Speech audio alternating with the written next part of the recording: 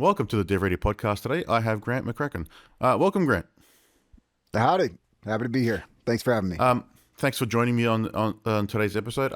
For those of you that are new here or don't know how I do this, I haven't really met Grant before. We've had a very small few-minute chat with some technical issues last week, so we're back on take two and having some other technical issues, but we'll work through that. So I don't know much about Grant and his background, but I'll let him take away and explain who he is and what he does. Yeah, I don't know. I just clicked a link and now I'm here. So, so my name's Grant. I've been in cybersecurity for a little over 13 years at this point. Most of it in like application and information security. Spent a couple of years at White Hat Security and almost a decade at Bugcrowd, ultimately leading all their service delivery.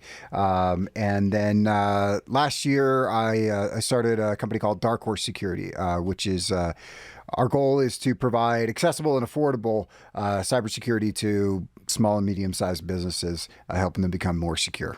So that's kind of where we're at. So what did you learn along the way through that experience you had at Bugcrowd and those previous companies to sort of get you out onto your own? Because that's a big leap to take. Yeah. A lot. So I started at White Hat Security and I didn't have any security background. So the way I got into White Hat Security, a buddy was already working there, and he was like, "Oh, Grant, like you're technical. Like we built computers and we gamed and bypassed proxies and stuff like that, and or used proxies to bypass like internet filters in high school and stuff like that." But so he told me to apply to White Hat, and at the time, White Hat was doing like this thing where they, it was a fantastic setup where they effectively were a farm, right? Where they bring in a lot of people that don't necessarily have a ton of applications or any security experience, but you have technical background and you're able to learn. And they basically trained all these people up to become security engineers. And so a lot of there's a bunch of us out in the world now. At Bugcrowd, again, there were a lot of different learnings, and I'm not sure how much you actually want to hear. I started as a triage engineer, but then I wanted to be customer facing. So then I got to, be customer facing and learn from a lot of great people that were sort of my mentors and leaders in the organization early on. And so then I eventually started managing teams, learned how to manage groups and different stuff, and keep picking up more and more teams. So I managed the support group. I created this role called the solutions architects that I built out and trained and developed, and they became some of the more prolific people within the organization, just going all throughout the company doing different things. I started a customer success group at some point. I took over triage and validation, started a pen testing and services group. I oversaw hacker success. So like there was just like a ton of different stuff. And that's not to speak of like, some of the bigger things that you learn in an organization growing from like A to E in terms of series A to series E is just like navigating the political climate, as it were, right? A lot of people, it's not fun, but you got to learn how to get stuff done. And so just kind of how to be effective, how to manage, how to lead, how to build. Anyways, so like, I don't know if that's what you were asking for. Like there's a ton of stuff along the way. Yeah, I think just in what you've listed there, you did a lot of things, a lot of initiative, setting up groups and those like teams to then try new initiatives and step out of what you were doing and test something new. So I can see that's where probably like the entrepreneurial part of you comes out. And then in doing that, I can now see how you made the transition to go out on your own, because you're already sort of pushing out and doing things on your own in those organizations, but then you're going to hit some wall or limitation, some red tape where they're not going to let you do what you actually want to do and get as far as you want to get to. Yeah. No, that's exactly it, right? Yeah, and I mean the goal wasn't necessarily with DarkHorse to build something that's, I mean it is, but like the goal was to like make it more accessible and more affordable, like cybersecurity. And then a way to do that, or how I've gone about doing that, is eliminating all those different service layers. Because because I had all the different pieces as it relates to service delivery. So I knew, okay, this person costs this much money and they spend this much time to deliver this kind of engagement. And so I had all that built out. And so I could see where the inefficiencies were and where the opportunities are. And so that's kind of what I've done with DarkHorse is I've just gone through and I've said, okay, that can be automated, that can be automated, that can be automated. And I've just automated it all, put it in a platform and that's how it is. Was it just sort of that, like, you can automate these processes and that was the spark that you said, all right, let's go out and do our own thing? Or was there something else that you were noticing, or like problems that were there in those organizations that wouldn't go away? And you're like, all right, I can do something about this, but they don't let me. Yeah, so it was less that I felt like I just kind of run my course at Bugcrowd over the decade that I was there. So I didn't start with the intention to build DarkHorse. I didn't know what I was going to do. I just knew I was going to kind of step away and try to figure out what's next. And so I kind of I was trying. I could open a coffee shop, a smoothie stand, and those are things that I want to do at some point in the future. For instance, why does everybody have to add sugar to smoothies? I don't understand. like why, there's enough sugar in the fruit already. Anyway, so like that's my next venture is a smoothie stand. So I was like, okay, what do I want to do? And I was like, look, I've been doing this for a dozen years at that point. Right. So, let's go try to do something good. It's a little like borderline philanthropic, right? It's still technically a business, but like if somebody needs something for free, I'm happy to give it away for free. I've even got testers. So like if there's like a nonprofit or somebody like that, that's like, hey, we're super cash strapped. We've got like, 2 nickels and a piece of bubble gum. I'll be like, yeah, cool. We're good. Like I'll help you out. If you want to become more secure, we want to help you become more secure. And so we've got, in addition to myself, right, members of the crowd and things like that who said, look, I'm happy to provide services pro bono. So, the whole goal of DarkHorse is just to make organizations more secure. Yep. And it's a noble thing, and it's a very important thing to have in place. How are you managing that fine line then of running the business and making it something that you can live through versus just giving away everything? Because there's going to be a limit to how much you can do, obviously. But how are you managing that? Because that seems like it's going to be a bit tricky. Yeah, I mean it's. I mean, again, there's a line to walk. I mean, I don't need a lot to live. I don't really live like a extravagant life. And so, I guess a big function of that is like, I don't really care if I'm not making a bunch of money, right? As long as it's enough to like pay the mortgage and buy groceries, then I'm doing okay, right? Live comfortably and you'll be okay. Yeah. That's what you need to aim for.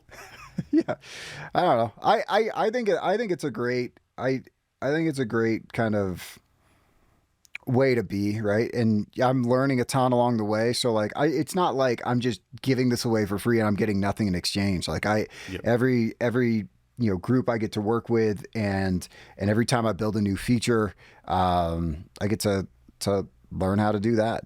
Yeah, it probably opens up a lot more opportunities, a lot more experiences that if it was a business where you're trying to just try and find the highest margins and most profit possible, you wouldn't have those opportunities coming to you or opening themselves up to you for however they happen. And it's also like completely on my terms also, like in terms of like, as soon as we're done here, I'm just going to go out and mountain bike for, a little bit. Right. So like, I'm not really beholden, I don't have to like make shareholders happy or a board happy or anything like that. And, again, it's just kind of living on my terms. Yeah. Having that flexibility is important. So you don't know much about myself either. So I started the business with my business partner. I was in my final year of uni. So 17 years ago in 2008. Shit. I'm the owner and founder and the technical CTO, product architect. I'm the very technical one out of the both of us. But we have flexibility. I can have a chat to you like this, and if it goes over, it goes over. It's less, or rearrange and do things, and we can decide, all right, I can go for a walk after this or do whatever. But having that flexibility is key. But in line sort of like that, where you can offer something to someone for free, there's something I remember reading very early on in some how to manage projects or how to manage a business book that I read 17 years ago, which was I would rather work for free than at a discount, simply because the expectation of what people have of you when it's free versus a discount is very different.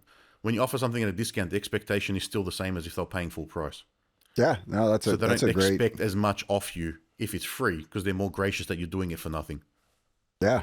No, that's a great call out. And I mean, yeah, you definitely experience that because the people that you do it for free, right? They're happy about it.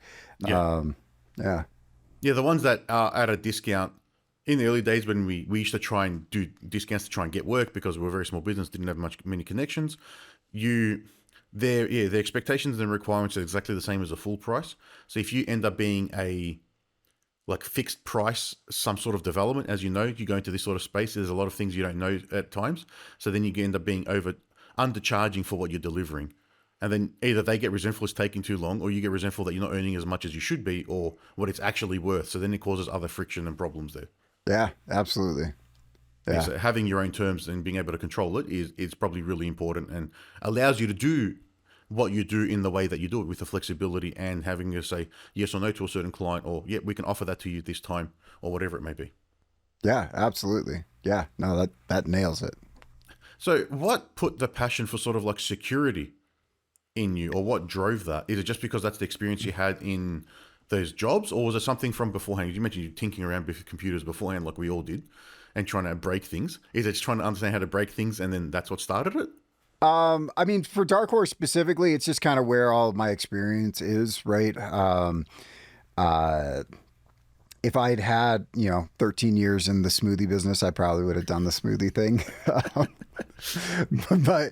but, so yeah, so it's mostly that. But you must have had some sort of underlying, Yeah. like interest in the security space to get into that or take that step initially in one of those corporate Absolutely. sides. Well, I mean, yes-ish, right? I mean, it's fun, right? So like, I really enjoy application security just at the level that you get dropped on a site and you just break stuff. You don't have to fix it. You just get to break stuff, right? And so anytime people were like, or I've talked to people in the past and they're like curious about, being a hacker or something like that. I'm like, it's fantastic. You just get to run into the house with a sledgehammer, break whatever you can find. And then like, you're like, oh, there's a hole over here. You should fix that. And like, but you don't have to fix it. And so, I really enjoy that aspect of security. It's also just like, it's perfect for a mind that's curious, right? Like, and my wife hates this and a bunch of other people hate it, where like, if somebody starts talking about something, I'm like, why? Like, how does that work? Like, break it down for me, explain it to me. And like, she's like, why don't you ever believe me? I'm like, oh, I believe you. I just want to understand how this works. Right. And so I want to, and so if you've got a curious mind and you're like, oh, what happens if we're doing the checkout and I change it to a negative number? Do I get money back? Right.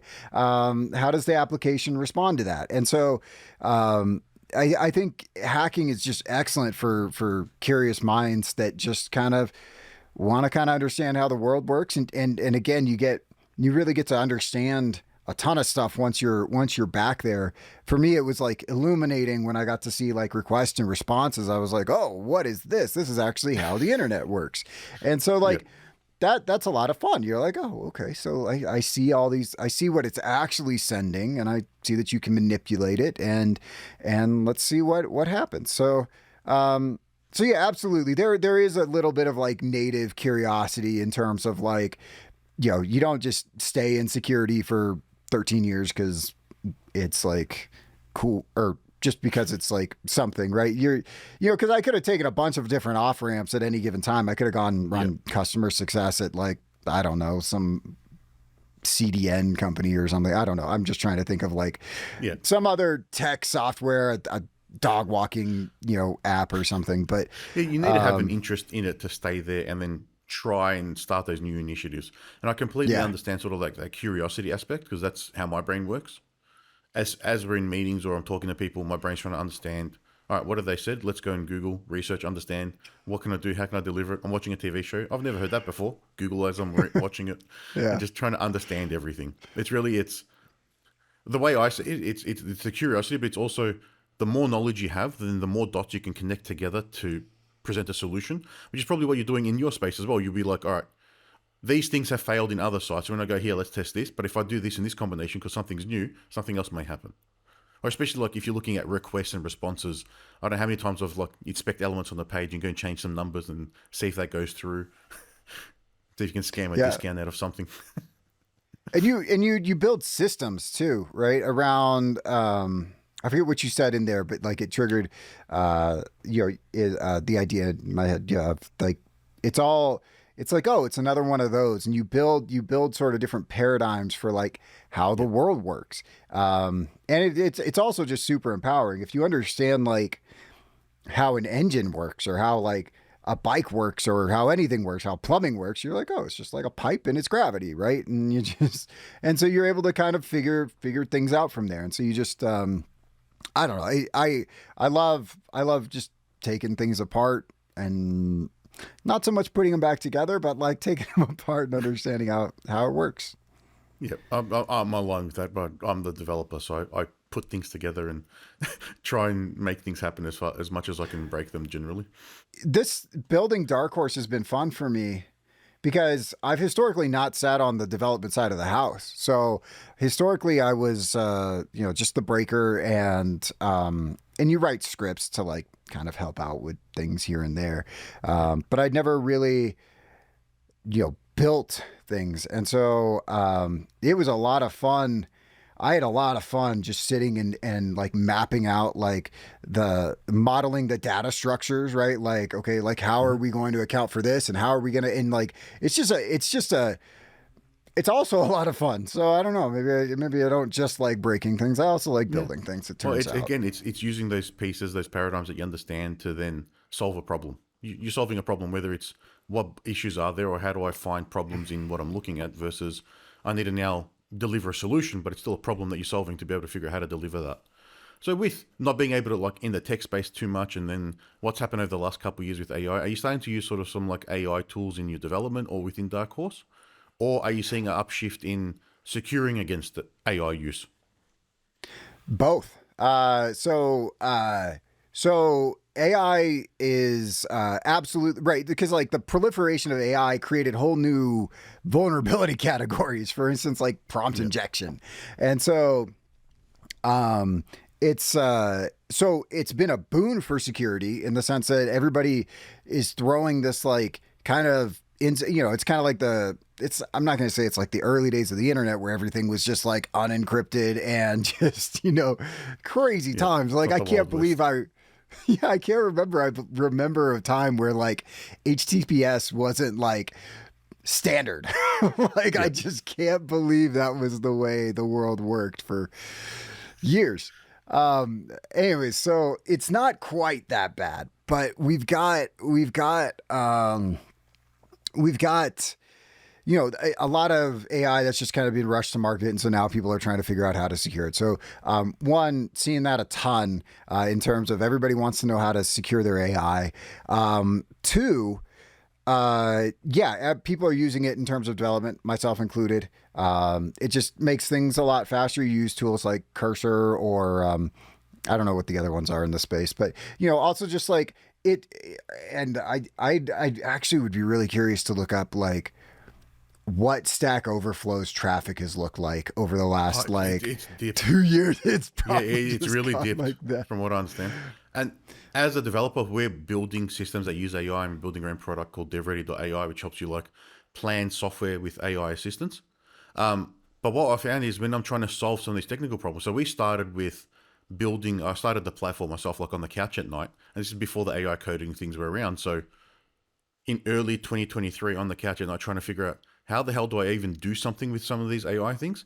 Right at the start, there were Stack Overflow posts. And then I just started noticing that I couldn't find information about what I was trying to do anymore. Because people weren't posting there. They're just asking the ChatGPT the question, getting an answer, and people stop posting the actual questions. So you lose the information as well.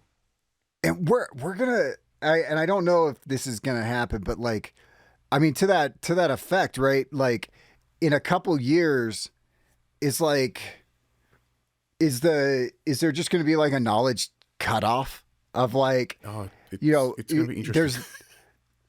people stopped posting things on Stack Overflow, so AI couldn't be trained on what was out there. So then AI doesn't even know how to do the things, and then we gotta. I It's don't going to know. be interesting because that's something I've noticed. It's then like on OpenAI. So if you go to their forums, that's where people are posting questions about how to do things with OpenAI, Oh, but not interesting. as much on Stack Overflow. So it's shifted there a little bit.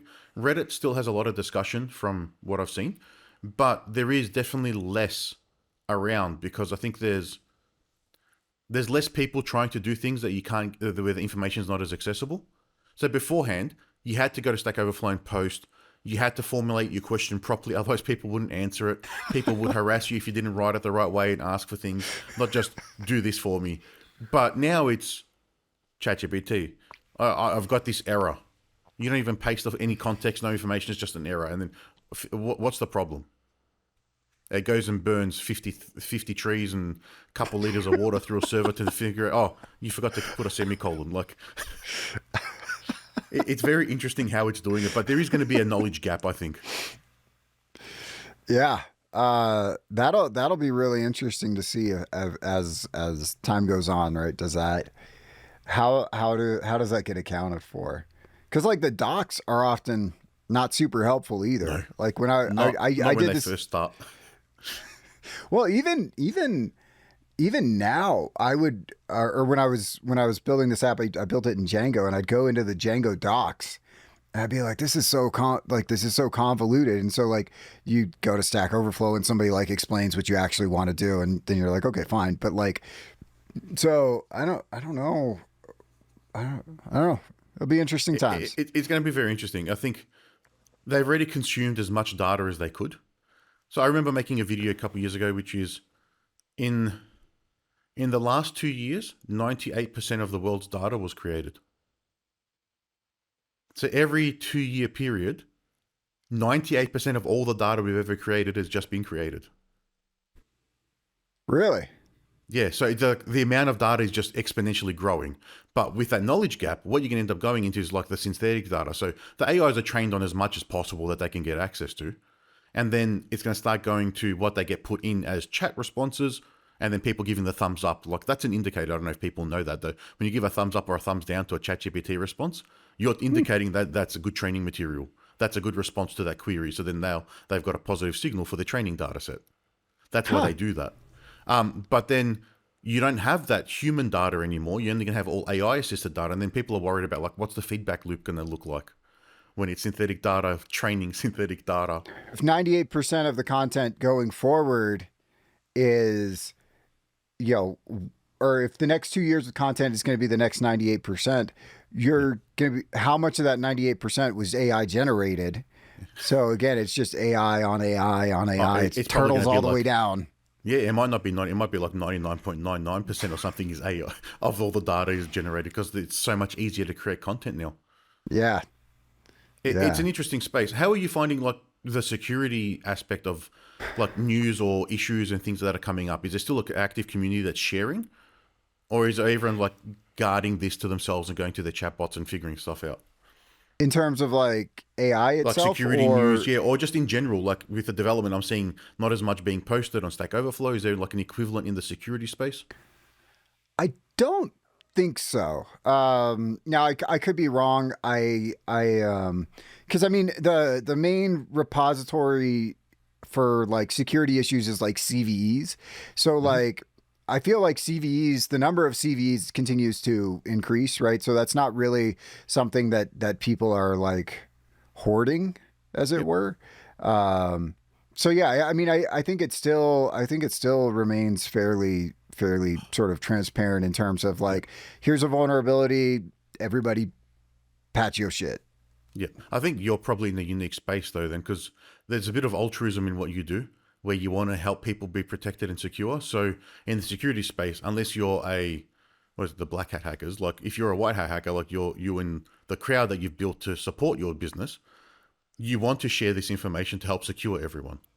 Where developers and startups are very secretive, especially the like startups. They're like, I need to protect my idea, so I don't want to tell you too much about what I'm trying to do, but here's an error. So I think it's a very different mindset. You're trying to do something for the greater good, where a startup is, how can I make the most money from this and protect my idea so no one steals it? Yeah, and there are still people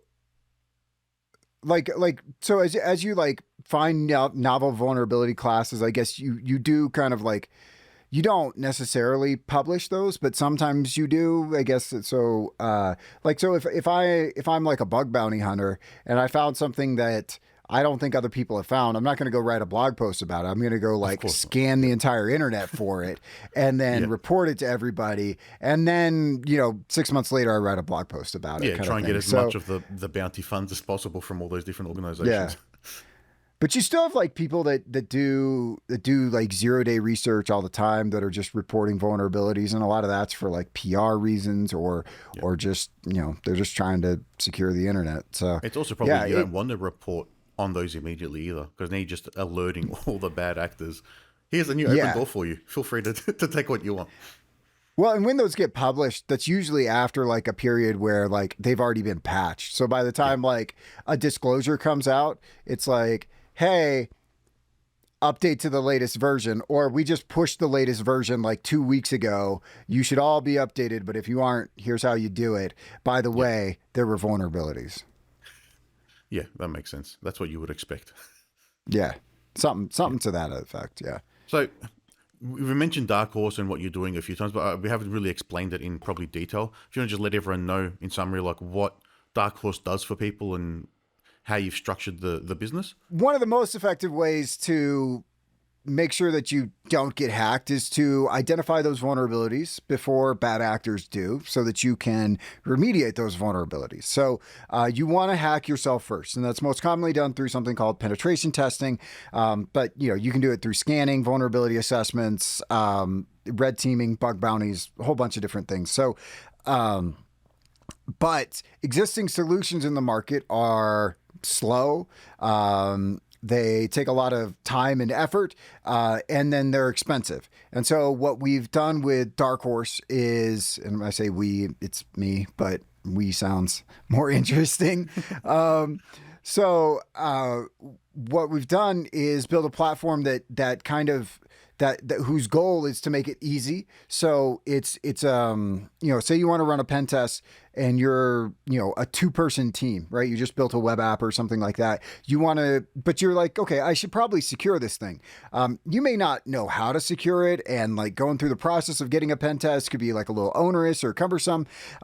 So when you come to the DarkHorse platform, it'll just guide you through the process. So just, it'll ask you 10, 15 questions, something like that. And you based on what you input, it'll be able to tell you, okay, like here's the price and here's why we recommend this solution. And sometimes it won't even recommend a pen test, right? So like if you're not doing it for like compliance reasons and you've never done any security testing before, let's actually maybe start with something a little less involved than a pen test, right? Because we can pick up some low hanging fruit before we go to something more advanced.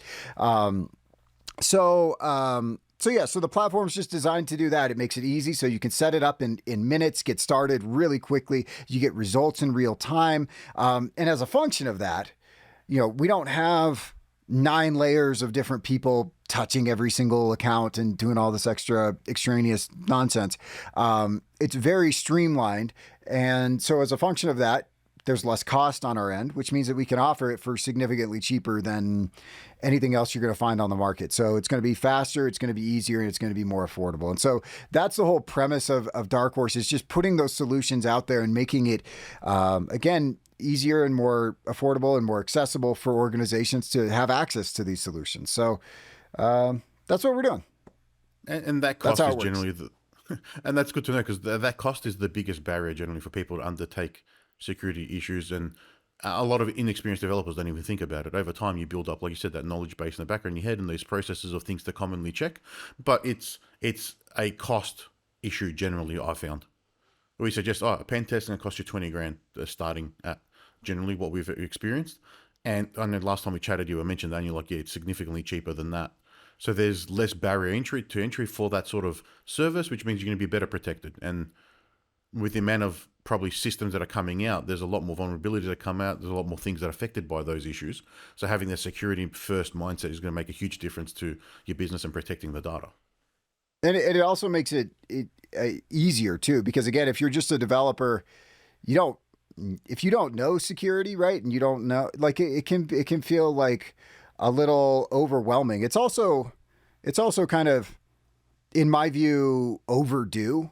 Right? You can buy a car from your couch, right? You can just be like, I just want, like, Yeah. why is it that like pen testing requires like 7 meetings and a giant SOW and like all this other stuff? Like it's come on, let's not make it more complicated than it has to be. And obviously there's reasons for the complicated in certain contexts, but I think that a lot of it just has to do with, well, we've been doing it this way for the last 30 years, and so we're just going to keep doing it this way, and it just doesn't make any sense anymore.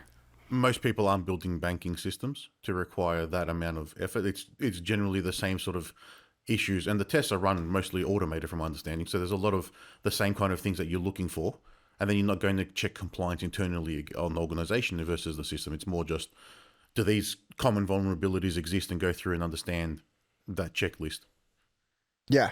And again, it can even, what DarkHorse provides, it can actually, it can be used for PCI or a SOC 2 or other compliance requirements.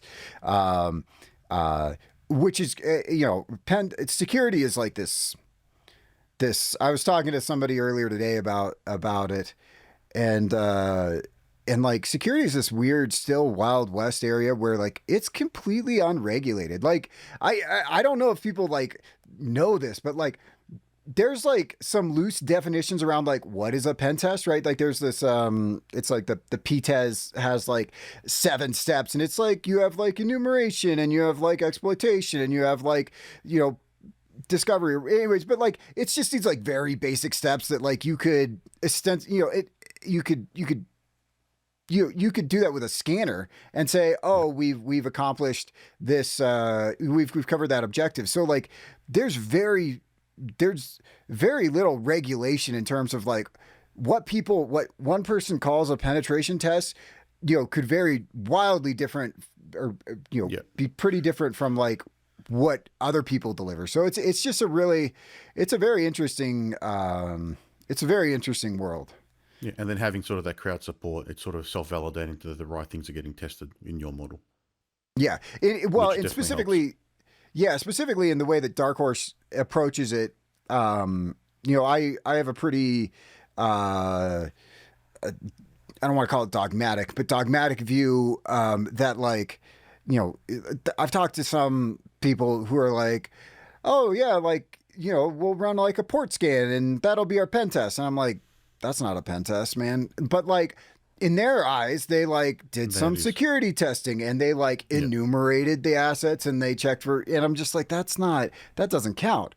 And so with DarkHorse, we, one of the cool things that I think is actually pretty fun about the platform is, and I don't know if anybody else that does this, where we took the entire methodology. So like if you're testing a web app, we have the OWASP testing guide in the platform. And so the tester goes through and checks each box. And so you can see their percentage of completion in real time, as far as like, here's all the boxes they've checked. And you can see, oh, they've tested like authentication or whatever along the way. And so, but there's a lot of rigor, at least as far as I'm concerned, in terms of what I am willing to stand behind as a penetration test. I want to have a lot of rigor around following a comprehensive methodology, even if that technically costs more than if I just had somebody run a port scan. It's the right way to approach and deliver a penetration test, in my view. And that's good that you've got that vision and that like standard that you're upholding, because then that carries over to the clients and provides more credibility and security. So if anyone out there listening wants to find out more about DarkHorse or reach out to yourself, Grant, how can they do that? You can find me on LinkedIn. Name is Grant McCracken. There is a anthropologist, I think, also named Grant McCracken. I'm not him. So just make sure you're picking the right one. And then grant@darkhorse.sh. If you want to email me, or, I don't know, add me to some spam. That's my email. We'll add all that to the show notes so everyone can get them. Once again, thank you for joining me in an episode of the DevRea podcast. It's been a great chat. Cool. Thank you for having me. I've enjoyed this. Hopefully I haven't been too useless. And No, it's been a good chat. I think there's plenty there to take out for someone who's interested in security or finding a more effective way to actually get their software tested and have that peace of mind. Perfect. Cool. Glad to be of use. Cool. Thank you. All right. Thank you.